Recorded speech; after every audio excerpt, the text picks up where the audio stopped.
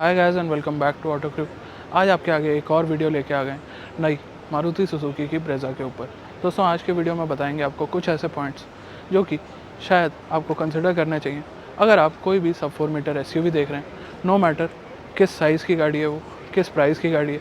दोस्तों सब 4 metre SUVs बहुत ही ज़्यादा क्राउडेड सेगमेंट है, बहुत सारे इस गाड़ी के कॉम्पिटिटर्स हैं और इस गाड़ी के ये नए जो फेसलिफ्ट है, जो अपग्रेड वर्जन जो आज आपको मैंने दिखाया, उसके ना आने से पहले भी ब्रेज़ा की सेल्स काफ़ी ज़्यादा हाई थी।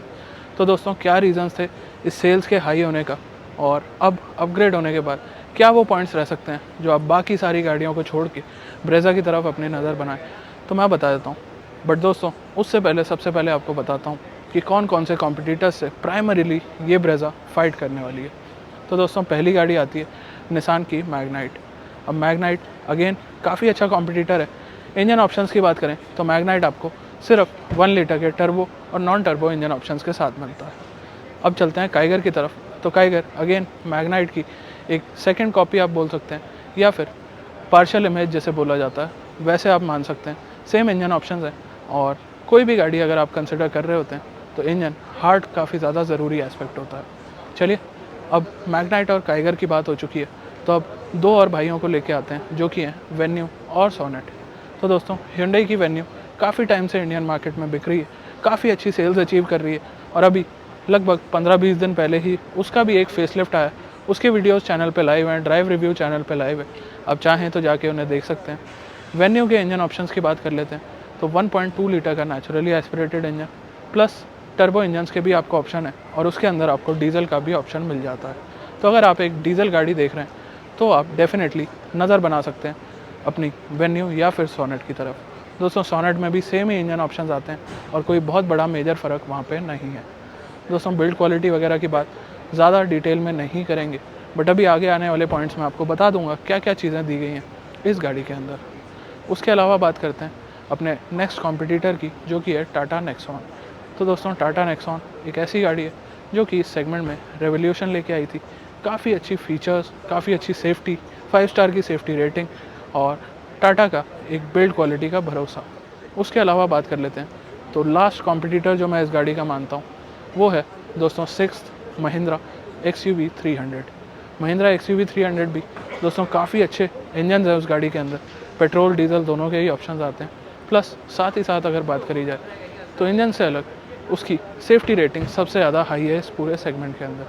दोस्तों हर गाड़ी में कुछ कमियाँ होती हैं और जितने भी कॉम्पिटिटर्स बताए और इवन ये जो ब्रेज़ा आप मेरे पीछे देख रहे हैं इसके अंदर भी कुछ कमियां हैं, बट कमियों से ऊपर अगर चलें तो क्या हैं खास बातें इस ब्रेज़ा 2022 की, अब आपको मैं बता देता हूँ।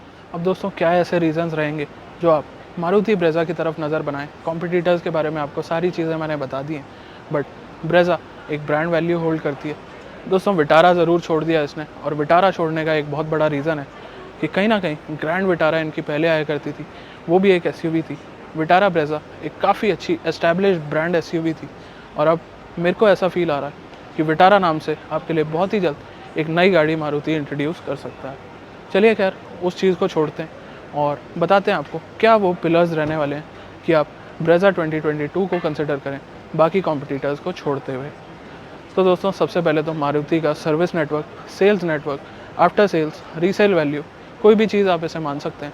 और इंडिया का सबसे ज़्यादा बिकने वाला ब्रांड, सबसे ज़्यादा चाहने वाला ब्रांड और हमारे घरों में वेल एक्सेप्टेड, सोसाइटी में वेल एक्सेप्टेड ब्रांड मारुति। दोस्तों मारुति की हिस्ट्री बहुत पुरानी है, बट ब्रेज़ा की हिस्ट्री अपने आप में एक ऐसा प्लेटफॉर्म है जो आप डेफिनेटली कंसिडर कर सकते हैं। भले ही विटारा हट गया हो नाम से, बट ब्रेज़ा को सब जानते हैं और अब तो इसके अंदर पूरे डिज़ाइन अपडेट्स के साथ साथ फीचर लोडिंग भी काफ़ी ज़्यादा हो गई है। चलिए अब रीसेल वगैरह तो आपको ब्रेज़ा में कभी भी कम नहीं मिली थी, ना ही अब मिलेगी। चलिए अब चलते हैं अपने नेक्स्ट पॉइंट की तरफ जो कि है इंजन। अब दोस्तों आप लोग बोलेंगे कि इंजन में क्या है खास बात, तो मैं आपको बता देता हूँ।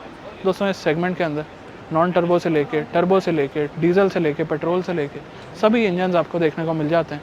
बट जो खास बात है इस ब्रेज़ा के अंदर वो है एक 1.5 लीटर का जो अब K15C इंजन आया है। और अब आप लोग बोलेंगे इसमें खास बात क्या है।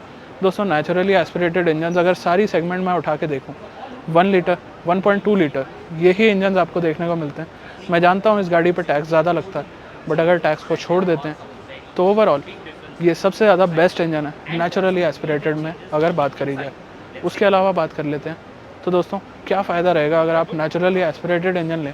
आप लोग बोलेंगे हम टर्बो इंजन ले लेंगे, तो जी हाँ दोस्तों, बिल्कुल आप टर्बो इंजन ले सकते हैं। बट नेचुरली एस्पिरेटेड का फ़ायदा एक तो आपको पावर आउटपुट में देखने को मिलता है, परफॉर्मेंस में देखने को मिलता है, क्योंकि टर्बो गाड़ियों में आपने जनरली सुना होगा एक टर्बो लैग होता है, तो वैसे लैग के साथ ये ब्रेजा आपको देखने को नहीं मिलेगी। प्लस दोस्तों टर्बो के लिए सीएनजी टेक्नोलॉजी अभी उतनी केपेबल नहीं हुई है इंडियन मार्केट के अंदर, और ब्रेजा सीएनजी के लीक्स तो आप काफ़ी टाइम से सुन ही रहे होंगे। तो दोस्तों सीएनजी भी पाइपलाइन में, ब्रेजा छोड़िए काफ़ी सारी गाड़ियाँ सीएनजी के साथ आने वाली हैं, बट टर्बो और सीएनजी की पेयरिंग अभी उतनी ज़्यादा सक्सेसफुल नहीं हुई है कि हम आपको बोल सकें कि आप कोई भी गाड़ी लेके उसमें सीएनजी रेट्रोफिट करा सकते हैं। क्योंकि दोस्तों पेट्रोल के रेट आप बीच में जानते हैं कितने बढ़ गए थे, और आज की डेट में भी फ्यूल प्राइजेस कहीं ना कहीं आपको परेशान ज़रूर कर सकते हैं।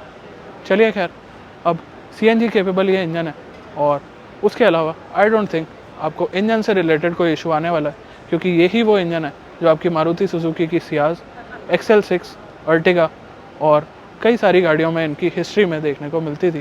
प्लस जो विटारा ब्रेजा आया करती थी कल तक, उस गाड़ी के अंदर भी यही इंजन K15B के नाम से दिया जाता था। काफ़ी अच्छा रिफाइंड इंजन है। इस इंजन के रिव्यूज़ अगर आप देखना चाहते हैं पेट्रोल में भी और सीएनजी में भी, तो मैंने अर्टिगा सीएनजी को अच्छे से टेस्ट करा है, आप जाके उन्हें देख सकते हैं। अब दोस्तों इंजन के बारे में तो आपको सभी डिटेल्स मैंने बता दी थी, बट इंजन के साथ एक चीज़ जो जुड़ के आती है वो होता है ट्रांसमिशन। तो दोस्तों ट्रांसमिशन में भी पहले मारुति के जो ऑटोमेटिक ट्रांसमिशन थे उतने ज़्यादा परफेक्ट नहीं थे, उतने ज़्यादा बढ़िया नहीं थे, बट अब रिसेंटली अपनी कुछ गाड़ियों के साथ मारुति ने ऑटोमेटिक ट्रांसमिशंस के अंदर भी अब 6 स्पीड टॉर्क कन्वर्टर ऑफर करना स्टार्ट कर दिया, और काफ़ी अच्छा रिस्पॉन्स वो आपको दे जाता है। तो अगर आप एक ऑटोमेटिक गाड़ी भी कंसिडर कर रहे हैं तो भी आप ब्रेजा को अपनी लिस्ट में रख सकते हैं, और ऑटोमेटिक को अगर छोड़ भी देते हैं। अब फाइनली बात आती है अगर आप डीजल इंजन देखना चाह रहे हैं, तो दोस्तों वो चीज़ आपको ब्रेजा 2022 ऑफ़र नहीं करती है। इवन मारुति का पूरा लाइनअप अगर आप देखेंगे तो वो ऑल पेट्रोल ओनली इंजन्स आपको देखने को मिलते हैं। इनके पास 3-4 इंजन है, बट सारे पेट्रोल इंजन है, और सब सेगमेंट्स को वो कवर कर जाते हैं। तो अगर आपकी रनिंग ज़्यादा है तो आप या तो ब्रेजा पेट्रोल को कंसिडर करके सीएनजी में एक नज़र बना सकते हैं, अदरवाइज़ डीजल के लिए आपको कहीं और अपनी नज़र बनानी पड़ेगी। अब दोस्तों मारुति में हमेशा सेफ्टी को रिलेटेड एक इशू रहा है, एक क्वेश्चन मार्क रहा है, और ब्रेजा के साथ क्या वो क्वेश्चन मार्क बरकरार है? तो जी नहीं दोस्तों, यहाँ पे भी मारुति ने काम करा है। दोस्तों ब्रेजा ओनली गाड़ी थी इनकी क्लास में, इनकी सेगमेंट में, इनके प्रोफाइल में, जो आपको 4 स्टार की सेफ्टी रेटिंग दे रही थी, और यहाँ पे भी प्लेटफॉर्म से रिलेटेड कोई बहुत ज़्यादा तब्दीलियाँ नहीं करी गई हैं। हालांकि सेफ्टी रेटिंग तो इसकी नहीं आई है, बट जितना मैं फील कर पाया हूँ, जितना मैं इस गाड़ी को समझ पाया हूँ, जितना मैंने देखा है इस गाड़ी को, यहाँ पे आपको सेफ्टी रिलेटेड फ़ीचर्स काफ़ी ज़्यादा बढ़ा दिए गए हैं, और उन फीचर्स से अलग बिल्ड क्वालिटी भी ठीक ठाक मेरे को फील हो रही है। अब दोस्तों इंजन ट्रांसमिशन वगैरह की बात हो गई, सेफ्टी तक की बात हो गई, एक ऐसी बात जो आप जानते हैं मारुति से रिलेटेड आ जाती है, कितना देती है। तो दोस्तों ब्रेजा कितना देती है? 20 से ऊपर का क्लेम्ड माइलेज है, और इस इंजन से माइलेज निकालना कोई बड़ा आर्ट नहीं है। कोई इसमें आपको टेक्नोलॉजी की दिक्कत नहीं आने वाली। Auto start stop, heads up display, features की तो मैं बात ही नहीं करूँगा दोस्तों। वैसे आपको बता दूँ, मारुति की इंडिया की पहली ऐसी गाड़ी है जिसके अंदर सनरूफ ऑफर करी जा रही है, बट उस चीज़ को भी अगर छोड़ देते हैं, हम अपने रहते हैं माइलेज एस्पेक्ट पे। तो दोस्तों मारुति कहीं ना कहीं किंग ऑफ माइलेज हमेशा से रहा है, और आज भी नई ब्रेजा के साथ भी किंग ऑफ माइलेज बरकरार है। दोस्तों ऐसा क्यों कह रहा हूँ आपको बता देता हूँ, क्योंकि इससे ज़्यादा क्लेम करने वाली भी कुछ गाड़ियाँ हमेशा होती हैं, बट दोस्तों क्लेम करना, रियल लाइफ में वो माइलेज देना, और एंड कंज्यूमर का वो माइलेज निकालना, इन तीनों बातों में एक बहुत बड़ा फ़र्क होता है। आप जानते हैं मैं आपके लिए गाड़ियाँ टेस्ट करता रहता हूँ दोस्तों, क्लेम माइलेज से भी ज़्यादा माइलेज मैं निकाल लेता हूँ। तो दोस्तों आप कई गाड़ियों के टेस्ट मेरे देखते हैं, और मैं ARAI के क्लेम से भी ज़्यादा माइलेज निकाल लेता हूँ। तो क्या मैं भगवान हूँ? दोस्तों ऐसा नहीं है। यहाँ पे ओवरऑल रहता है आपके ड्राइविंग एक्सपीरियंस के बारे में, रोड कंडीशंस के बारे में, ट्रैफिक कंडीशंस के बारे में, और क्लेम माइलेज से ज़्यादा माइलेज निकालना कोई बड़ी बात नहीं है। दोस्तों मैं इतनी गाड़ियाँ चलाता हूँ, इतनी गाड़ियाँ टेस्ट करता हूँ, कईयों के माइलेज टेस्ट आपने मेरे चैनल पे देखे होंगे, बट दोस्तों कभी मेरे को ऐसा फील नहीं हुआ कि मैं माइलेज नहीं निकाल पा रहा हूँ किसी पर्टिकुलर गाड़ी से। तो दोस्तों माइलेज अगर आपको चाहिए तो आपको उस हिसाब से चलाना सीखना पड़ेगा, और अगर आप परफॉर्मेंस के शौकीन हैं तो फिर माइलेज को आपको भूल जाना पड़ेगा। अब दोस्तों एक ऐसी चीज़ जिसकी इच्छा हमें हमेशा रहती है, एक बेहतरीन डिज़ाइन गाड़ी का सबको पसंद है, फीचर्स दोस्तों सबको पसंद है, फंकी कलर्स, अच्छे वेरिएंट्स, अच्छी प्राइसिंग, ये सभी चीज़ें सबको चाहिए। बट दोस्तों एक प्राइमरी चीज़ जो आपको नहीं आपकी फैमिली को चाहिए वो होती है गाड़ी के अंदर स्पेसिंग कितनी है। तो दोस्तों ब्रेज़ा के अंदर स्पेस से रिलेटेड इशू ना कभी था ना अभी है, और आप देख सकते हैं ब्रेज़ा सब 4 मीटर सेगमेंट के अंदर काफ़ी अच्छी स्पेसिंग के साथ आ रही है। और आपको फ्रंट में हेडरूम, लेगरूम हो या रेयर स्पेसिंग की बात हो, बूट स्पेस की बात हो या इंजन कैपेसिटी की बात हो, दोस्तों कहीं भी ब्रेज़ा अब अपने राइवल से पीछे नहीं है। अब दोस्तों आ जाते हैं गाड़ी के जितना पास मैं आपको लेके आ गया हूँ, तो अब डिज़ाइन एलिमेंट्स की बात अगर आपको जाननी हो तो डिज़ाइन एलिमेंट्स के लिए मैंने एक अलग डिटेल्ड वॉक अराउंड वीडियो बना दिया, आप उसमें जाके देख सकते हैं। अब फाइनली बात करने वाला हूँ फीचर्स के मामले में। दोस्तों ब्रेज़ा काफ़ी टाइम से अपडेट नहीं करी गई थी, काफ़ी सारे रफ प्लास्टिक्स वगैरह उसके अंदर दिखाई देते थे। हालांकि रिलायबिलिटी के हिसाब से वो चीज़ें काफ़ी अच्छी थी, बट दोस्तों अगर बात करी जाए डिटेल में तो अब ब्रेज़ा एक प्रॉपर अपग्रेड के साथ आ गई है। अपग्रेड को छोड़ भी देते हैं तो दोस्तों प्रॉपर फीचर लोडिंग के साथ आ गई है।